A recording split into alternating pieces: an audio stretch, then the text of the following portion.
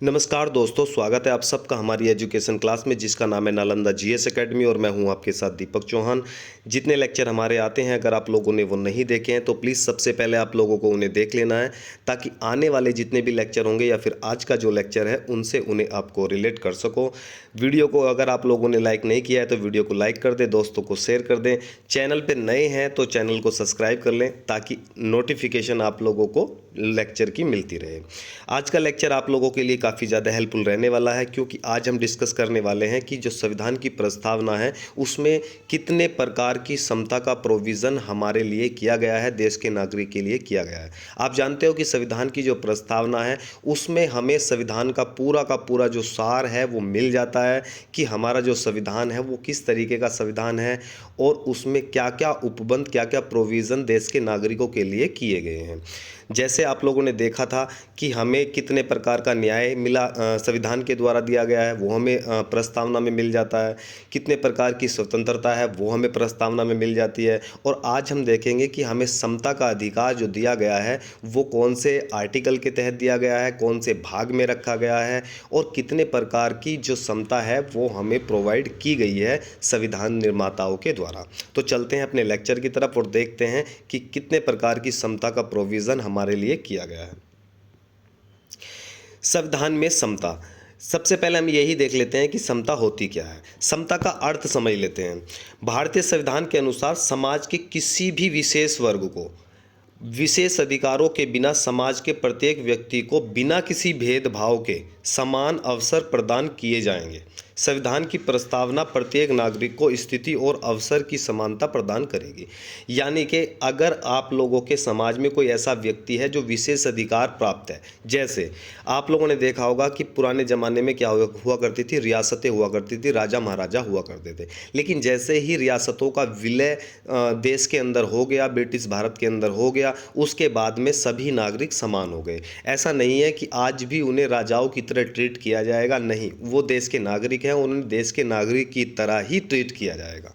ये क्या है? ये समता है। और जो भी देश के अंदर अवसर होंगे उनमें सभी की जो भागीदारी होगी वो समान रूप से होगी। ऐसा नहीं है कि गवर्नमेंट जॉब राजाओं को दे दी जाएगी आईएएस वाली और जो चपरासी वाली होगी वो बाकी के नागरिकों को दी जाएगी, ऐसा नहीं है। अगर आप कैपेबल हो, आप एलिजिबल हो और आप में दम है किसी भी गवर्नमेंट एग्ज़ाम को क्रैक करने का तो आपको पूरा अवसर दिया जाएगा।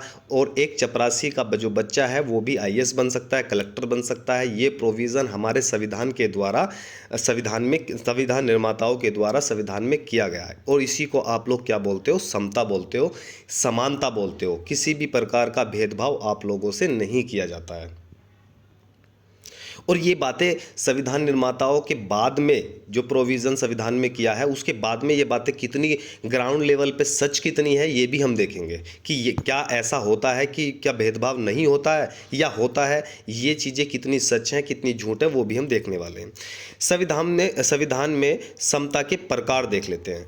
समता के प्रकार में प्रस्तावना के अनुसार समता तीन प्रकार के जो उपबंध है वो हमारे संविधान में किया गया है। सबसे पहले नागरिक समानता, दूसरा होता है राजनीतिक समता और तीसरा होता है आर्थिक समता। यानी कि नागरिक समता की जब हम बात करते हैं तो आप लोगों ने देखा होगा कि कानून के समक्ष जो कानून है उसके समक्ष सभी नागरिक क्या होते हैं? समान होते हैं। ठीक है। अब जब कानून के सामने सभी समान है तो केस चाहे राजा का चाहे रंक का जाए, सभी को कानून जो है वो सेम प्रोसीजर से ही ट्रीट करेगा। अब दूसरी चीज़ क्या होती है? सार्वजनिक सेवाओं का समान उपभोग। अब आपने देखा होगा कि आप लोगों को अगर पीडीआई सिस्टम के तहत आप लोगों को राशन मिलता है तो 80 करोड़ लोगों को राशन मिलता है और 80 करोड़ में ऐसे भी लोग हैं जो गरीब नहीं हैं लेकिन वो समानता के अधिकार में आते हैं, समानता में आते हैं। इसीलिए सभी को अगर 5 किलो अनाज मिलता है तो 5 ही किलो मिलेगा।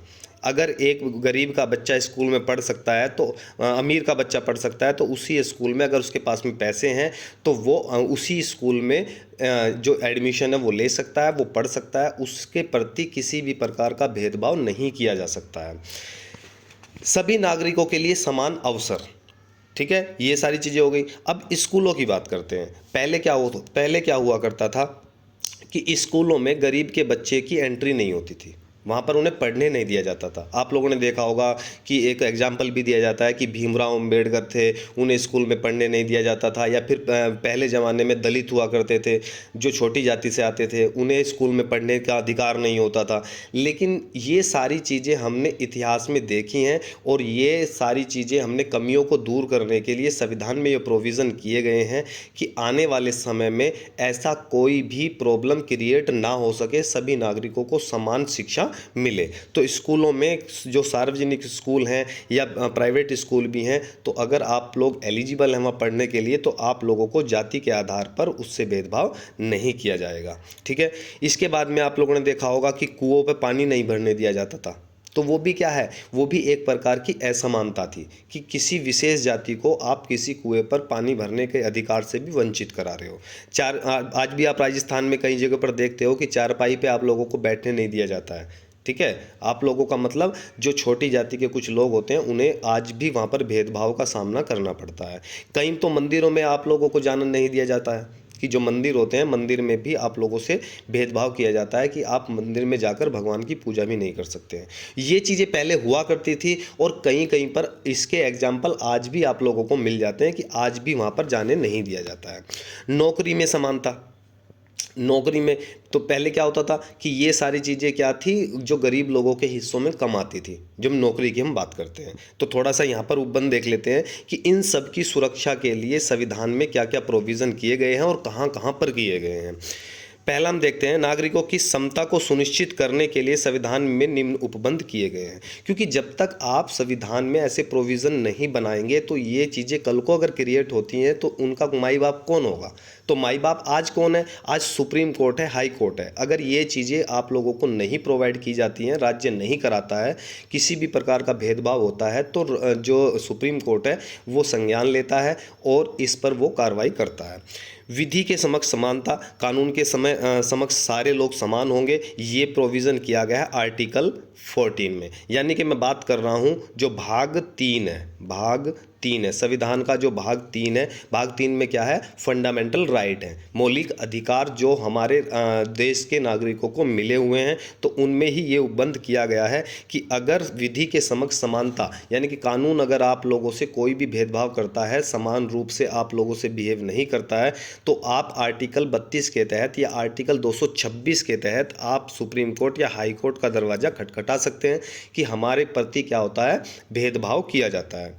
धर्म, जाति, लिंग या जन्म स्थान के आधार पर किसी भी व्यक्ति या नागरिक से भेदभाव नहीं किया जाएगा। धर्म के आधार पर आप लोगों ने अभी पहलगाम का हमला देखा, तो पहलगाम में क्या हुआ कि धर्म पूछकर किसी व्यक्ति को गोली मारी गई कि ये तो मुस्लिम नहीं है, ये हिंदू है, इसे मार दिया गया। तो ये क्या है? हालांकि आतंकवादी का हम कोई भी एग्जाम्पल नहीं दे सकते हैं, क्योंकि आतंकवादी तो एक अलग ही केस है, वो उसे समानता असमानता से कोई मतलब नहीं है। लेकिन एक एग्जाम्पल के तौर पर आप देख सकते हो कि धर्म के नाम पर एक तरीके से असमानता की गई और उस इंसान को मार दिया गया कि ये फलाने धर्म का है, धर्म से भेदभाव किया गया।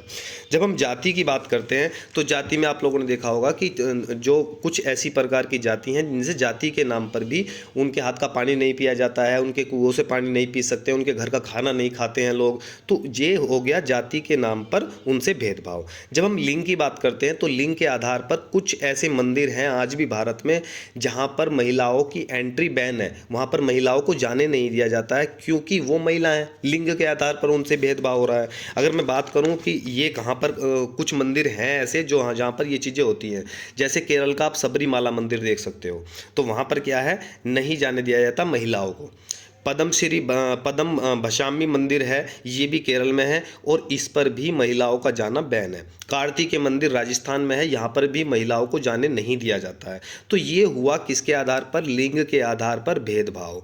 अगर आप लोग देखते हो कि कुछ कंपनियां ऐसी होती हैं जो महिलाओं को रिक्रूटमेंट नहीं करती हैं और पुरुषों को करती हैं, तो ये भी लिंग के आधार पर भेदभाव है, ये भी लिंग के आधार पर असमानता है। अगर समान कार्य का समान वेतन नहीं मिलता है, तो ये भी लिंग के आधार पर ही असमानता है।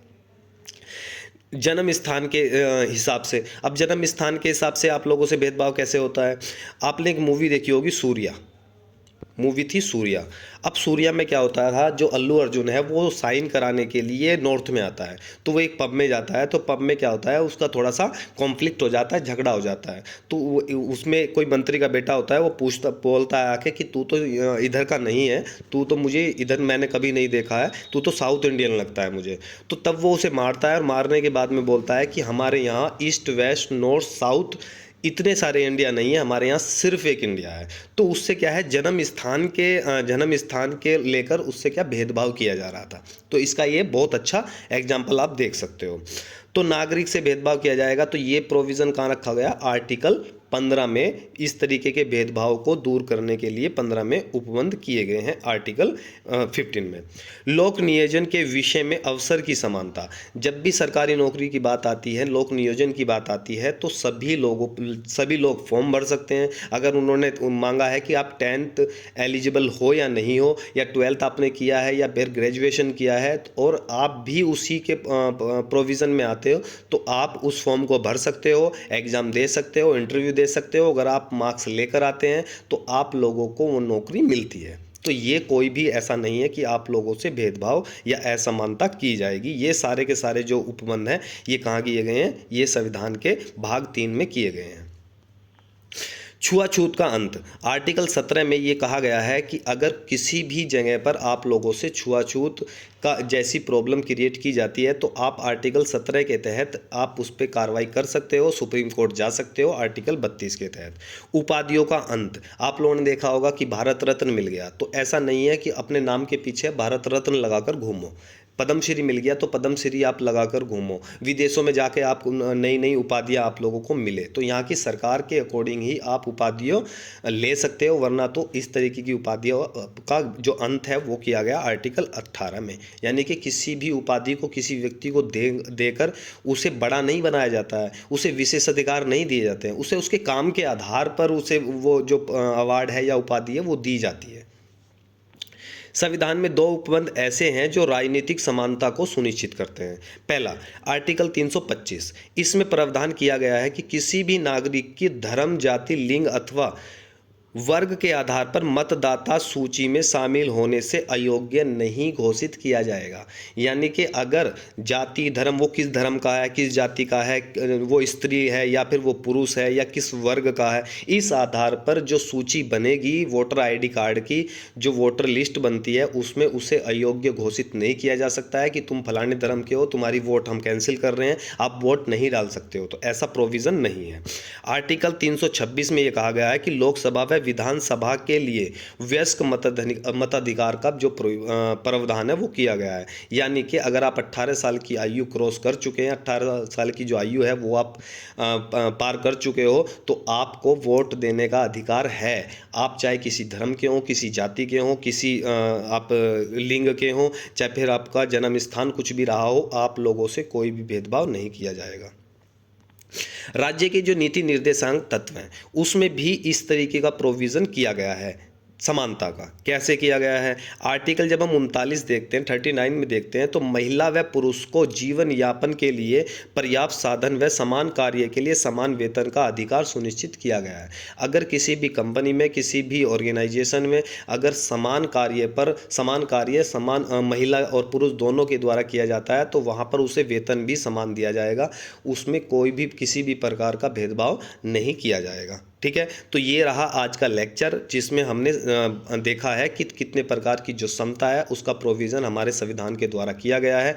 और हम अगर हमें समानता नहीं मिलती है तो हम किस आर्टिकल 32 के तहत हम सुप्रीम कोर्ट जा सकते हैं, और आर्टिकल 226 के तहत हम कहाँ जा सकते हैं, हम हाई कोर्ट जा सकते हैं, अपनी बात वहाँ पर रख सकते हैं। तो ये रहा आज का लेक्चर आप लोगों को पसंद आता है तो लेक्चर को लाइक कर दें, दोस्तों को शेयर कर दें, चैनल पे अगर आप लोग नए हो तो चैनल को सब्सक्राइब कर दें, और देखते रहिए नालंदा जीएस अकेडमी। किसके साथ, दीपक चौहान के साथ। तो मिलते हैं नेक्स्ट लेक्चर में, जब तक के लिए दीजिए हमें इजाज़त। जय हिंद, जय भारत।